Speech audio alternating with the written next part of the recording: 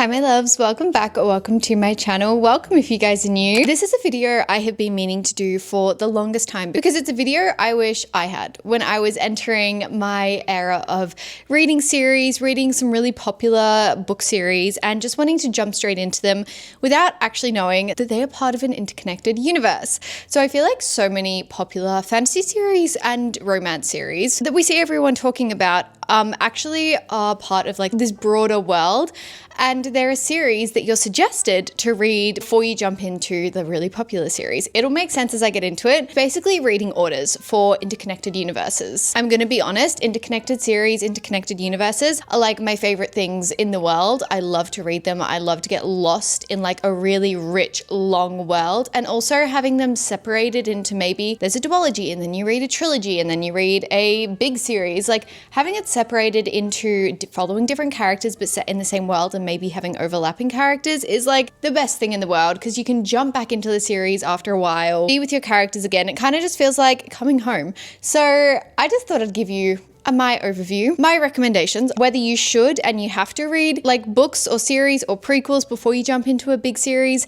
Yeah, everything like that. So I hope you guys enjoy. I hope this is helpful. Okay, we're going to start with the most asked question I get on my channel. Obviously, I am a massive Leigh Bardugo fan. I love the Six of Crows, the Grishaverse. That is like my everything series. One of the series that ignited my love for fantasy. And to this day, I just am absolutely obsessed with these characters, with everything. Okay, the question I always get asked is whether to read Shadow and Bone before you delve into Six of Crows. My short answer is yes. I would highly recommend reading this series before you get into Six of Crows. This is a trilogy. It's a YA trilogy. By the way, I'm not going to like blurb a lot of these books because I feel like I talk about them a lot and you probably know what they're about. But I just think the Shadow and Bone trilogy as a whole sets up the Grishaverse, every book in the Grishaverse so well. We get introduced to the magic system in such a digestible way, in a way that like our character is getting introduced to it, so it doesn't feel that overwhelming. And I feel like in Six of Crows, we don't spend a lot of time focusing on the magic system. You're kind of expected to know it. Same with the politics and everything. You're kind of expected to know them before you jump in. So that's the main reason I always suggest to read Shadow and Bone.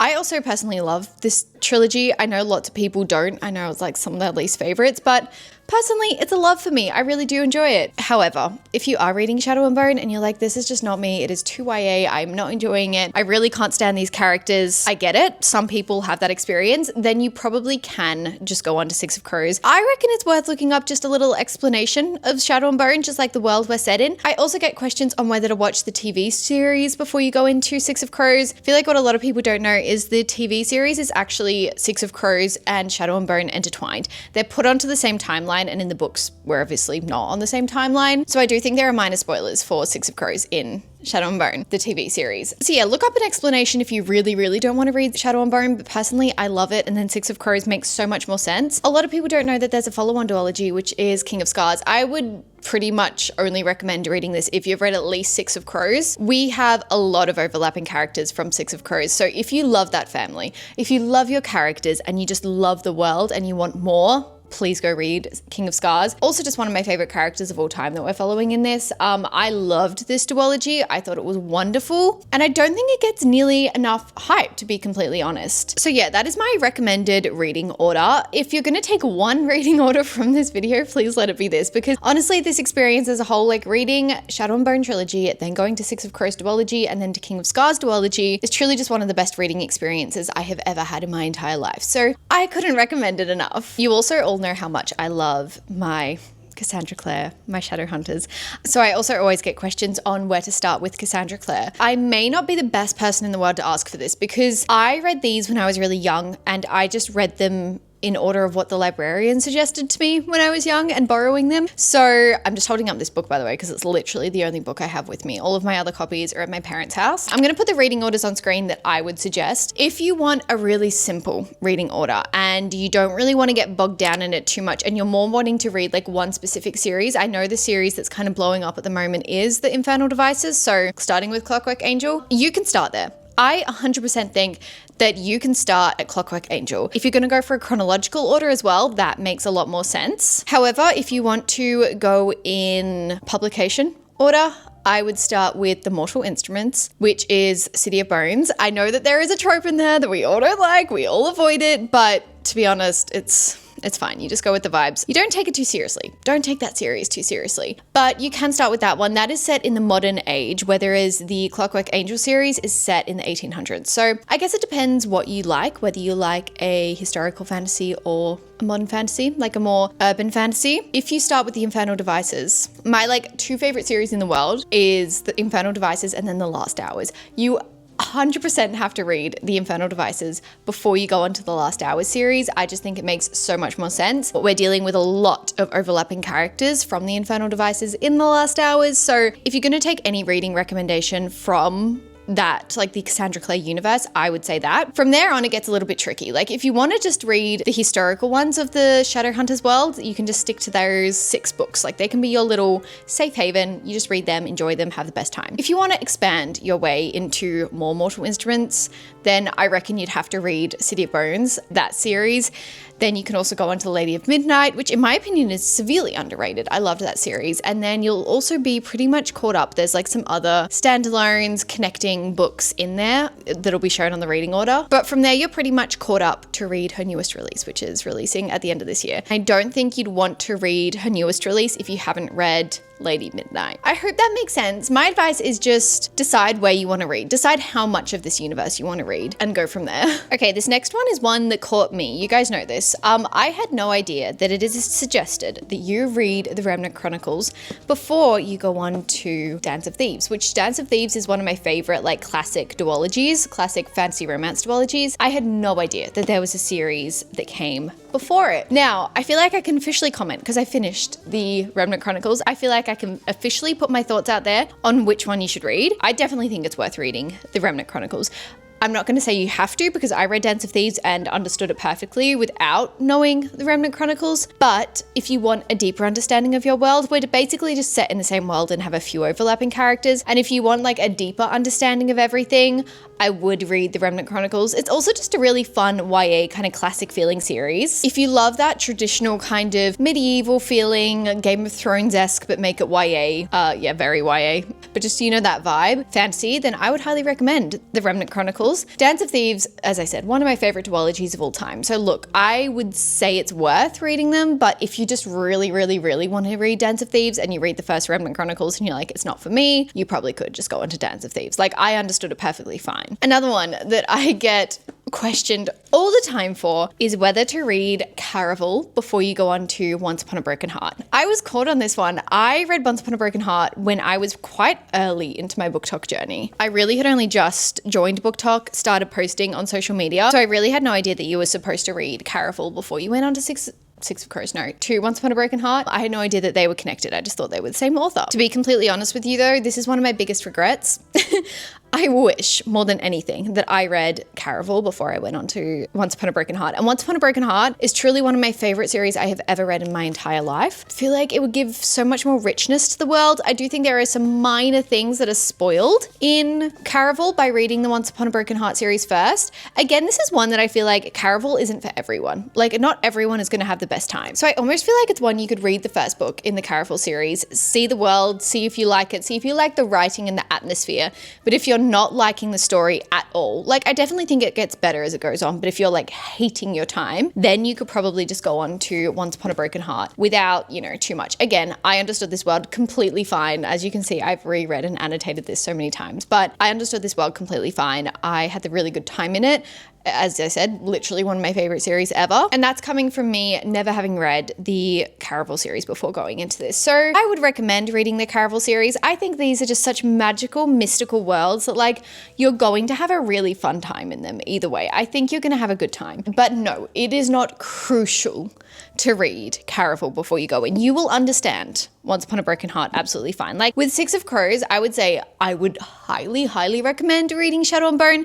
But with this one, I would more just say like it's going to really add to your experience, but it's not crucial. Personally, I love both of these series. I love Once Upon a Broken Heart more, but I love both of them. So I'm going to always suggest to read both of them. Also, just one of those series I think you could reread and just continuously pick up little Easter eggs, like especially in the Caraval series. I think they're really easy books to read as well. They're not very long. Like this is a hardcover, so it's going to look a little bit longer. Okay, we're going to get this next one over and done with because I feel like I'm not the best person to ask. But my advice on Brandon Sanderson. Okay, obviously I am reading the Stormlight Archive at the moment. I have one book left. And so I constantly get questions because I'm reading this series at the moment on whether you can just dive into this series or whether you should read other Brandon Sanderson books or what is your best starting point into Brandon Sanderson's worlds. Because if you didn't know, pretty much every book Brandon Sanderson has written, well, most books Brandon Sanderson writes are set in the Cosmere. So it's this overarching universe. Everything takes place in this universe, maybe on different timelines, but everything takes place. To be honest, I haven't experienced a major overlap in a lot of them. We do have one or two key characters to be very present in these books. And so therefore, I think it's very valuable to read them in order. But, you know, if you're like dying to jump into Way of Kings, you probably can just jump into Way of Kings. The one thing I will say, if you're going into like the Stormlight Archive, look up a reading order and make sure you read the novellas because they usually mean a lot. However, if you're completely new to Brandon Sanderson and you're like, you know what, give me anything, tell me where to start and I'll start. If that's what you're going for, I have two starting points that I would recommend if you want to get into the Cosmere specifically. Now, he does have another world. I think it's like the Skyward world. I read that when I was quite young, so I haven't like completed that series and I'd probably have to reread it because I read it when I was quite young. Can't remember a lot, but if we're talking about the Cosmere specifically, and again, I cannot reiterate enough, I'm still new to Brandon Sanderson's world. Yes, I have read about like over 10 of his books. Still don't consider myself a pro in this world at all. He has like over 30 books in the Cosmere, so actually, I've read a lot more than 10. If you're a little bit intimidated by Brandon Sanderson and you don't really want to start a series, I would recommend starting with Warbreaker. This is a standalone, and yes, we are set in the Cosmere. The Cosmere also has like this kind of, I don't want to say an overarching magic system because I learned pretty early on that all of our magic systems differ from world to world, or from story to story rather. They all kind of have the same groundwork, if that makes sense. So in this world, our magic system is based off colors. And then in Mistborn, it's based off metals. I feel like usually it's based off some sort of element. In the Stormlight Archive, gravity and light. Like it is usually based off some sort of element, and there will be certain similar reactions and I don't know, ways you can manipulate this magic. It just is using a different object or element to do so. Does that make sense? I hope that makes sense. Anyway, I would recommend starting with Warbreaker if you want a standalone. I think it's a really great way to jump into the Cosmere. It explains everything really, really well, breaks it all down. You also get introduced to some really key characters. I would highly recommend reading Warbreaker before you read Way of Kings, to be completely honest. I think if you're going to read one book before you read Way of Kings, let it be this. But yeah, I would highly recommend starting with Warbreaker. I think it's such a great entry point, and it's just not too overwhelming because we're just dealing with one book, a whole bunch of action, really engaging plot, but also very well paced. If you're feeling more of a series, or you're just more of a series person at heart, which I get, that was me, go into Mistborn. Mistborn is like his first series in the Cosmere chronologically. Like this was the first series he wrote in the Cosmere, I believe. And the first book is The Final Empire. It is a 3-book series. We do have a phase 2 to this series, and if that's suggested to read later in the reading order, I haven't even got to that. So it is suggested that you focus on the first phase, which is 3 books. I think it's a great entry point. Again, everything is explained and broken down really, really well. It is very easy to follow. I know that like his books seem really, really intimidating and like they're high fantasies. They're always going to seem that little bit more intimidating, but I guarantee you Mistborn is one that I think anyone can read and enjoy. I think if you just like any kind of fantasy, you'll really enjoy it. We have like tiny, tiny, tiny specks of romance in this as well, so you can grasp onto them if you want. I know I did. I just think it's a really easy series to follow. It's also one that you don't have to read back to back to back. Like I took months break in between each one and I still had such a great experience. They really hit the same. So I would always recommend starting with Mistborn as well. Now, if you're going to actually take my advice, go look up a reading order. Those are just 2 very basic starting points, and I think most reading orders do suggest them. Brandon Sanderson suggests them, but if you do really get into his universe, look up a reading order. Don't take my word for it. I'm pretty sure Brandon Sanderson has one on his website. He's also really active on social media and TikTok and stuff, so I feel like he's constantly updating us there. The next series I want to talk about is one that I also weirdly get questions on, and it's very simple, but nevertheless, we're going to cover it. That is Miss Elsie Silver. Elsie Silver is a romance author. She writes a lot of cowboy cowgirl country romances. I'm not like a massive Elsie Silver fan, but I will usually pick up her books. Like, I just think they are really fun brain breaks. They kind of feel like a movie, like you're watching a fun chick flick or something, a country chick flick. I was also confused on whether to read what series first. I would always recommend, and it's my favorite series as well, to read the Chestnut Springs series first. I will say I'm not a cowgirl romance kind of gal. I never would have thought I would enjoy this, but I actually did. I had a really good time. I thought it was a fun time. So if you're like me, and you just want a brain break, maybe give it a chance. Now, the first one is okay. They definitely get a lot better as they go on, but I would recommend starting with the Chestnut Springs. I feel like this one, it's not serious. Like, you can start wherever you want. It's not like you're gonna miss much, but we do have overlapping characters in the later books. So I would recommend at least reading the first two in this series. So it's Flawless and Heartless. Then if you really want to, you can go on to Wild Love, but honestly, just read the Chestnut Springs series and then go on to Wild Love if you loved her writing. Wild Love or the Rose Hill series as a whole definitely wasn't my favorite. I enjoyed the Chestnut Springs series more. I enjoyed our characters more. I connected to them more, but we do have some overlapping characters. So if you just are obsessed with the found family in Chestnut Springs, you will have them pop up here and there in the Rose Hill because it's like a neighboring town. But again, in that same breath, if you want less cowboys riding horses, competing in rodeos kind of vibe, and more just like small country town romance, then I would go Wild Love, because Chestnut Springs, very much like rodeos, everything like that. Wild Love, we do have that element of like cowboy-esque, but I'd say it's more small town. And especially as we get into the series, it really moves away from that cowboy romance feel. Honestly, that kind of goes for most interconnected series, like interconnected standalones, like the Mile High series or something like that. I will always be recommending to read them in order. Just because I'm a sucker for a found family, and if you read them in order, you do get those overlapping characters and you do get that like greater sense of found family, and I'm here for that. I love it so much. So I will always recommend that. The last series I wanted to talk about, and I was so confused for some reason when I started my Abby Jimenez journey, and I haven't read her backlog. I've only read her newer releases, but I was really confused on the whole Part of Your World, Yours Truly, Just for the Summer. I remember I started reading all her books when Just for the Summer came out, and I wanted to delve into that one because I got sent it. And then everyone was like, no, you have to read these books first. To be completely honest with you guys, I'm really glad I did. I'm really glad I listened to everyone. My recommended reading order, and I feel like this is the general consensus, is starting with Part of Your World. These are all interconnected standalones, very loosely interconnected, even less so than like the Windy Cities series. I would read in order. I'd call that a series, like not interconnected standalones. These very much can stand alone. These can be books that you can randomly pick up, but if you want a really wholehearted, again, found family kind of experience, I would start with Part of Your World. This is a small town romance. Yes, it is a bit of an age gap. Don't even talk to me about it. I still enjoyed it. Then I would go on to Yours Truly. This is my favorite book ever by Abby Jimenez. I think this book blew it out of the park for romances for me. I never thought I would connect to a romance book so much. So I would recommend reading Part of Your World first before going on to Yours Truly, and then I didn't grab it, but you can go on to like Just for the Summer and everything from there on. And then Just from the Summer, I think you go Say You'll Remember Me, and then Say You'll Remember Me to The Night We Met, which is her newest release, which I actually haven't read yet because I'm a little bit nervous to get into it because I've heard very mixed reviews. But that would be my suggested reading order. That's, I think you're going to get the most emotional journey out of it. And Abby Jimenez does write a hell of a emotional romance.